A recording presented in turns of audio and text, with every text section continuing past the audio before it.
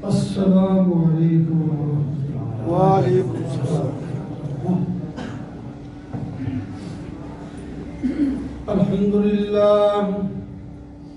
الحمد للہ وکفا والصلاة والسلام على سید الرسل وخاتم الانبیاء اما بعد فاعوذ باللہ من الشیطان الرجیم بسم اللہ الرحمن الرحیم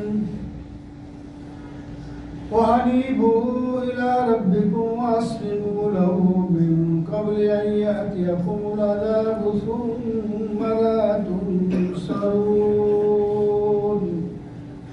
صدق الله مولانا العظيم اللهم صل على سيدنا ومولانا محمد وعلى آل سيدنا ومولانا محمد وبارك وسلم۔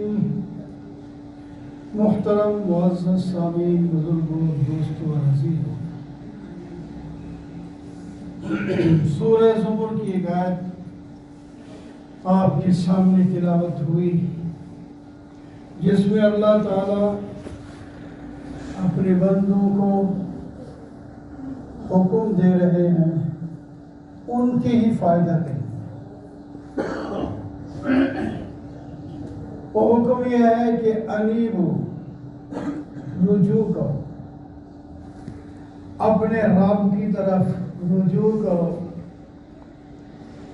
جو تم نے بغاوت کا راستہ لے رکھا ہے نا، اس کو چھوڑو۔ نافرمانی کا جو طریقہ اپنا رکھا ہے اس کو بدلو، فرما بردار ہو جاؤ۔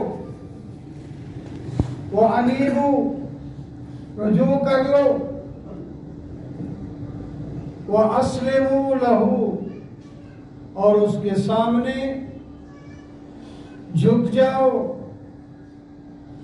اس کے حکم کو مان کر عمل کرو،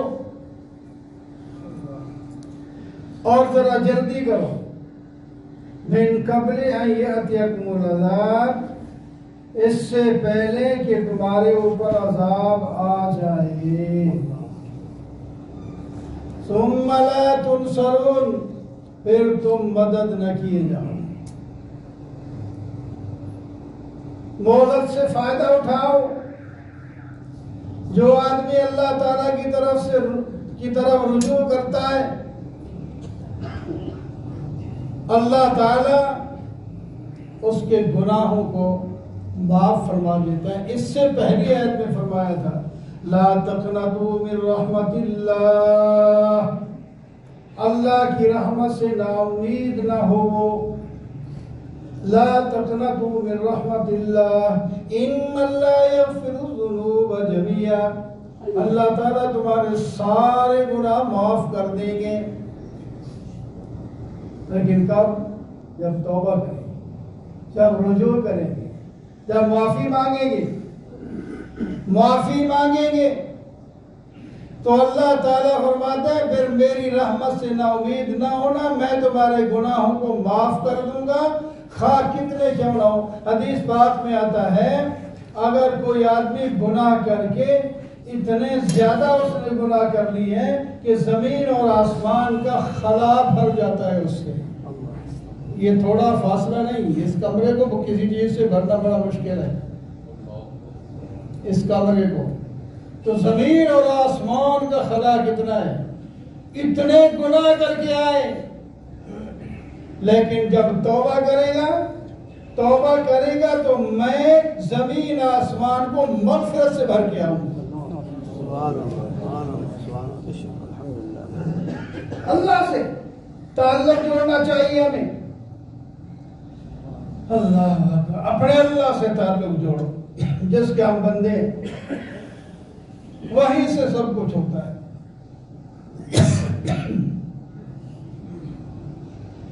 اللہ تعالی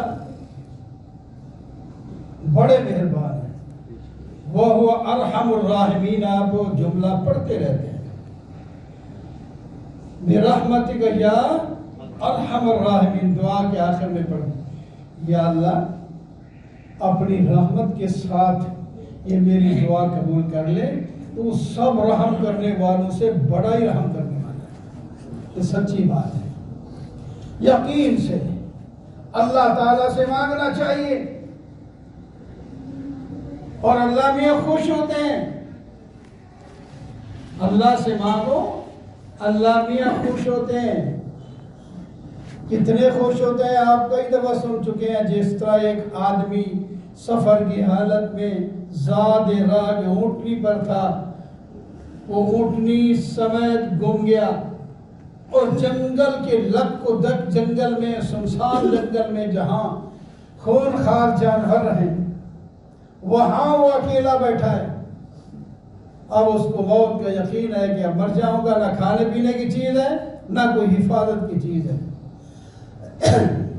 وہاں لیٹتا ہے، آنکھیں بند ہوتی ہیں، پھر کھلتی ہے تو دیکھتا ہے کہ اونٹنی بما سامان کے پھر کھڑی ہے۔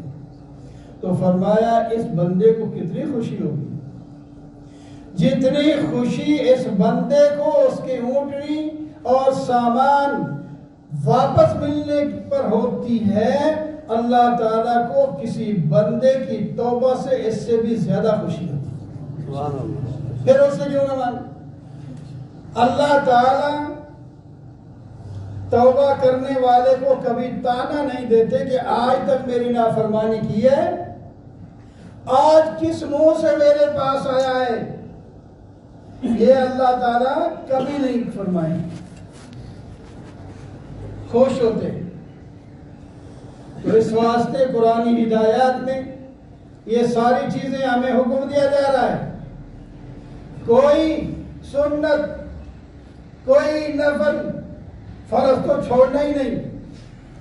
جتنا ہم عمل کریں گے اتنا اللہ راضی ہوگا، اتنی بیماریاں ٹلیں گی، اتنی مصائب ہم سے دور ہو جائیں گے، اور ہم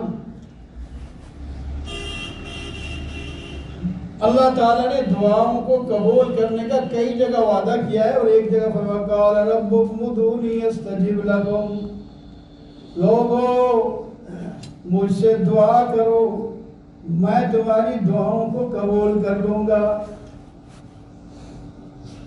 حضرت حسن بصری رضی اللہ تعالی عنہ ایک بزرگ ابو عثمان رحمہ اللہ کے پاس تشریف فرما تھا۔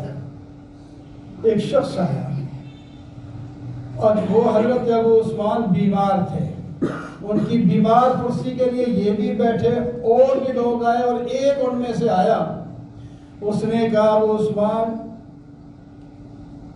آپ ہمارے لیے دعا کر دیں، اللہ تعالیٰ آپ کی دعاؤں کو قبول کرے، کیونکہ یہ نبی علیہ السلام نے فرمایا بیمار جس کے لیے دعا کرتا ہے اللہ تعالیٰ اس کی دعا کو بھی قبول فرماتا ہے۔ بیمار وہ بیمار ہے۔ تو حضرت ابو عثمان نے ان کی بات سنی، سننے کے بعد کچھ آیتیں پڑھی، درود پڑھا، اور پھر ہاتھ اٹھا لیے۔ کہتے ہیں حضرت حسن فرماتے ہیں کہ ہم نے بھی ہاتھ اٹھا لیے، اور انہوں نے خوب دعائیں کی۔ دعا کرنے کے بعد جب فارغ ہوئے تو اسی شخص کو کہتے ہیں مبارک ہو اللہ کی قسم یہ تیرے حق میں دعا قبول ہو۔ دعا کرنے والا کہتا ہے، حضرت حسن فرماتے ہیں کہ میں نے عرض کیا آپ اللہ پر کیسے قسم اٹھا رہے ہیں، پتہ نہیں قبول کیا یا آپ کو کیسے پتہ چل گیا؟ دیکھو قرآن کو سمجھنے کی بات ہے۔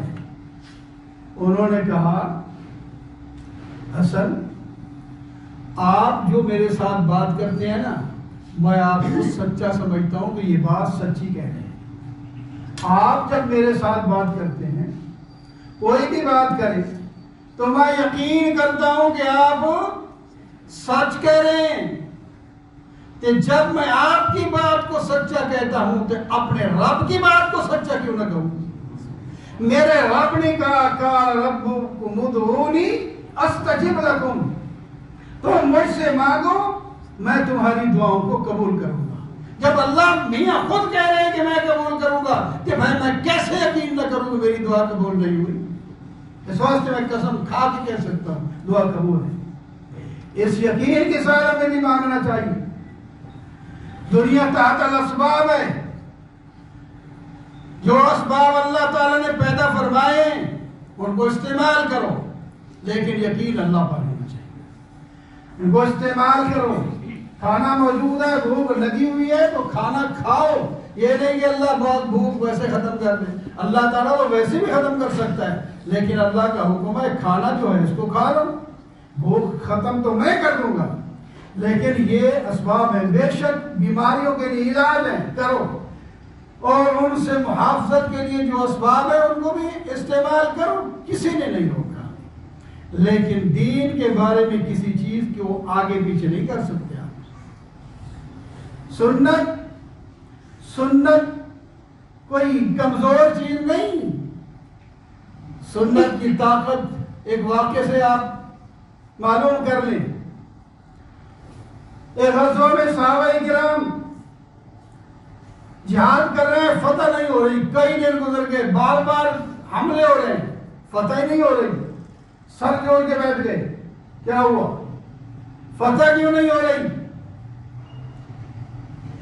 سوچنے لگے، سوچتے سوچتے کہنے لگے کہ بات یہ ہے کہ ہم جنگ کی مشغولیت کی وجہ سے مسواک نہیں کر سکے، مسواک نہیں کر سکے، شاید اسی کی نحوست سے ہمیں فتح نہیں ہو رہی، لہذا آج سب لوگ وضو میں مسواک بھی کریں۔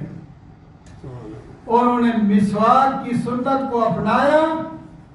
دشمن دیکھ کے بھاگ گیا کہ آج مسلمان اپنے دانت تیز کر رہے ہیں، آپ ہمیں نہیں چھوڑیں گے۔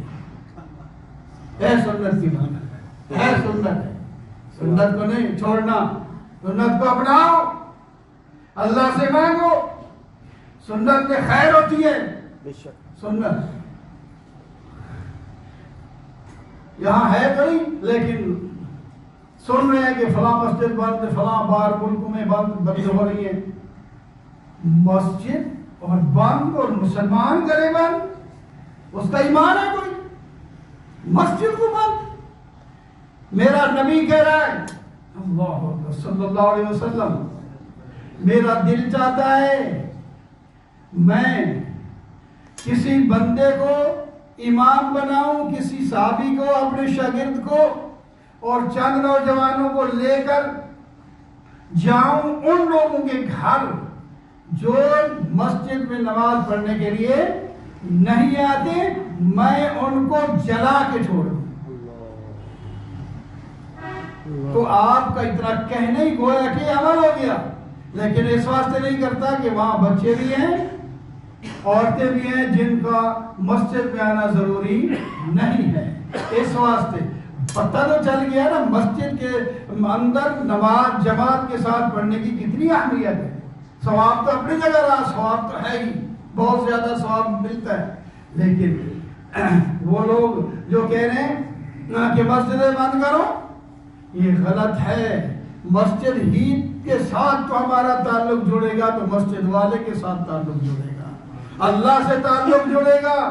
بیماریاں یمسسک اللہ بضر فلا کاشف له الا هو، اگر اللہ تعالیٰ تمہیں تکلیف دے تو کوئی اس کو ہٹانے والا نہیں، جب ہٹائے گا وہی ہٹائے گا۔ دنیا کے تمام اسباب بے شک تم استعمال کر دو، اگر اللہ تعالیٰ تمہارے لیے کوئی رحمت کا دروازہ کھولنا چاہے تو اس کو کائنات کے سارے لوگ مل کر بھی بند نہیں کر سکتے۔ یہ قرآن کی آیتیں نہیں ہے۔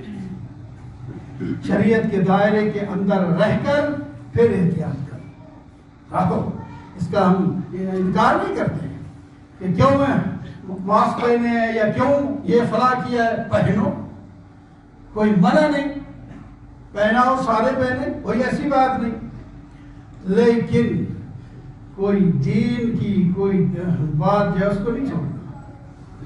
مسجد کو آباد کرو، وہ مسجد میں بیٹھ کر تو اللہ یاد آتا ہے، آپ جانتے نہیں ہیں کہ مشرکین کے بارے میں قرآن کہتا ہے فَإِذَا رَكِبُوا فِي الْفُلْكِ دَعَوُا اللَّهَ مُخْلِصِينَ لَهُ الدِّينَ، جب کشتیوں میں سوار ہوتے ان کی کشتیاں بھنور میں پھنس جاتی تو کس کو بلاتے؟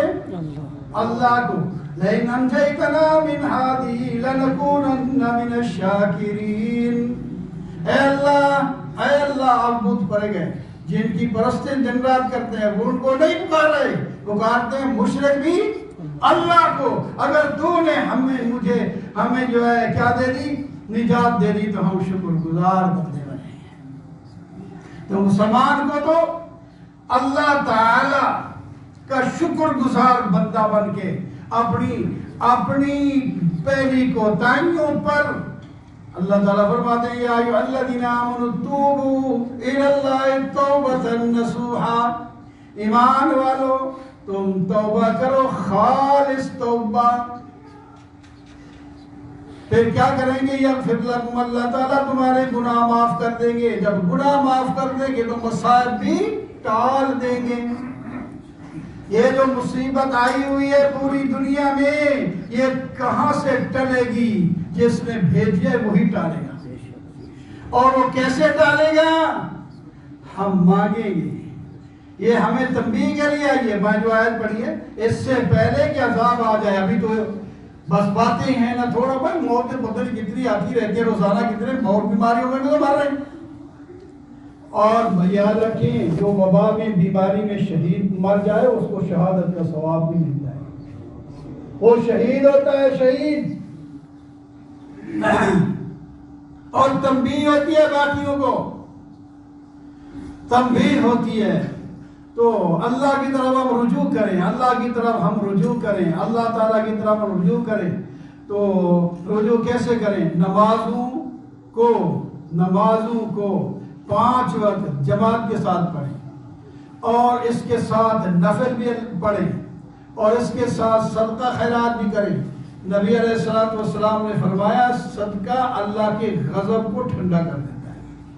دوسری حدیث میں آتا ہے الصدقہ ترد البلاء، صدقہ جو ہے وہ مصائب کو رد کر دیتا ہے، ختم کر دیتا ہے. اللہ کا غضب جس پر آئے وہ چیز تباہ ہو جاتی ہے. صدقہ کریں تو اللہ تعالیٰ کا غضب بھی ٹھنڈا ہو جائے گا، وہ چیز تباہ نہیں ہوگی. صدقہ کریں اپنی وسعت کے مطابق، جس کے پاس زیادہ ہے وہ زیادہ کرے، تھوڑا ہے تھوڑا کرے، روپیہ ہے پیسہ ہے ٹکا ہے جو بھی ہے اس کے مطابق. صدقات کریں، اللہ سے مانگیں، رو کے مانگیں. رجوع الی اللہ اس کو کہتے ہیں، اللہ کی طرف رجوع کریں، یا توبہ جس کو کہتے ہیں، توبہ کریں. ہم اپنے گناہوں سے توبہ کریں. جو جس گناہ میں مبتلا ہے اکیلا ہی اپنے آپ کے ساتھ وعدہ کر لے کہ میں آئندہ یہ گناہ نہیں کروں گا. جھوٹ بولتا ہوں تو آئندہ میں جھوٹ نہیں بولنا. رشوت کھاتا ہوں تو آئندہ میں نے رشوت نہیں کھانی. میں بد نظری کرتا ہوں تو آئندہ بد نظری نہیں کروں گا.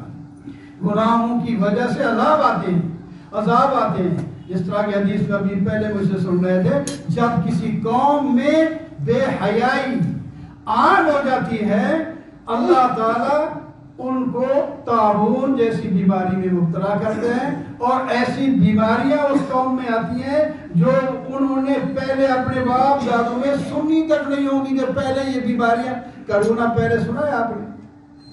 ہم نے تو نہیں سنا، آپ نے کسی نے سنا ہو کریم. تو یہ اس واسطے نئی سے نئی بیماریاں آتی ہیں تو ہمارے اپنی بدعمالیوں کی وجہ سے آتی ہیں.